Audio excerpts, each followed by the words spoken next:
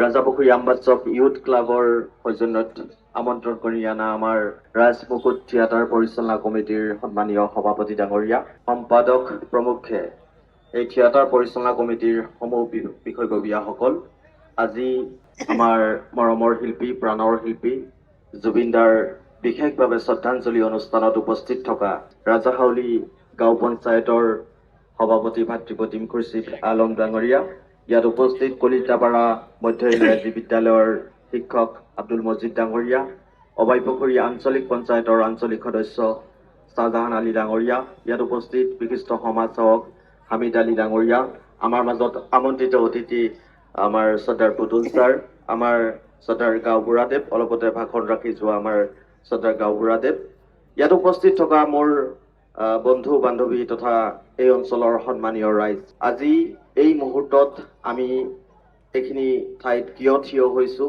আমি সকলোৱে জ্ঞাত।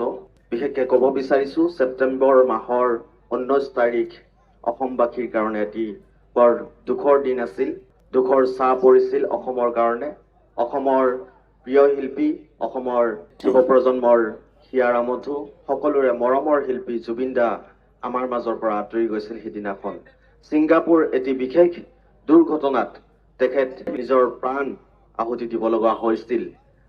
আজি এই বিশেষ শ্ৰদ্ধাঞ্জলি অনুষ্ঠানত মোৰ ব্যক্তিগত ফালৰ পৰা তেখেতক অশ্ৰুসিক্ত নয়নেৰে হিয়া ভৰা শ্ৰদ্ধাঞ্জলি জ্ঞাপন কৰিছো আৰু লগতে ক'ব বিচাৰিছো, অসম চৰকাৰৰ যি SIT কমিটি গঠন কৰি দিছে, যি ইনভেষ্টিগেশ্যন চলি আছে, আমি এই মঞ্চৰ পৰা দাবী জনাব বিচাৰিছো, অতি শীঘ্ৰে যিসকল দোষী আছে, যিসকল ব্যক্তিয়ে আমাৰ প্ৰাণৰ শিল্পীগৰাকীক হত্যা কৰিলে, সেই হত্যাকাৰীসকলক ফাঁচি দিয়াৰ দাবী জনাইছো। শ্ৰদ্ধা ৰাইজ, আমি সকলোৱে জানো জুবিন দা আমাৰ কাৰণে কি আছিলে। জুবিন গাৰ্গ এগৰাকী দুটা তিনিটা গান গোৱা এজন শিল্পী নাছিল।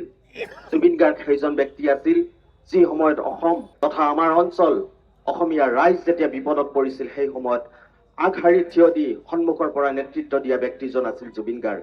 আমি সকলোৱে জানো, যি সময়ত নাগৰিকত্ব সংশোধনী বিধেয়কৰ আইন আনিবলৈ চৰকাৰে প্ৰচেষ্টা চলাইছিল, সেই সময়ত বাধা দিয়া ব্যক্তিজন আছিল জুবিন গাৰ্গ। যি সময়ত দীঘলী পুখুৰীৰ গছ কাটিবলৈ চৰকাৰে চেষ্টা চলাইছিল, সেই সময়ত বাধা দিয়া ব্যক্তিজন আছিল জুবিন গাৰ্গ।